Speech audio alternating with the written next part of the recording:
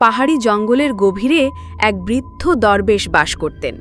মানুষের ভিড় থেকে দূরে তিনি আল্লাহর ইবাদতে ডুবে থাকতেন।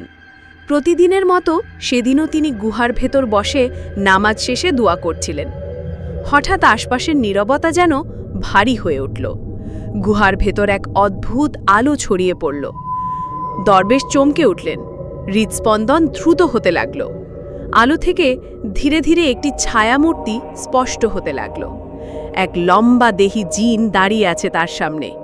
তবে সেই জিনের চোখে ভয়ের কোনো ছাপ নেই, বরং এক ধরনের শান্তি ও সৌম্যতা ঝলমল করছিল। জিন ধীর কণ্ঠে বলল, ভয় পেও না হে আল্লাহর বান্দা, আমি কোনো শয়তানি জিন নই, আমি ঈমানদার জিন। দরবেশ কাঁপা কণ্ঠে বললেন, তুমি? কিন্তু জিন তো সাধারণত মানুষের ক্ষতি করে, তুমি আমার কাছে কেন এলে? জিন মাথা নত করে শান্তভাবে উত্তর দিল,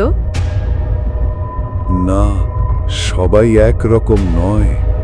আমি আল্লাহর ইবাদতে থাকি। আমি শুধু সেই মানুষদের কাছে আসি যারা সত্যবাদী, সৎ আর আল্লাহকে ভালোবাসে। তোমাকে আমি বহুদিন ধরে লক্ষ্য করছি।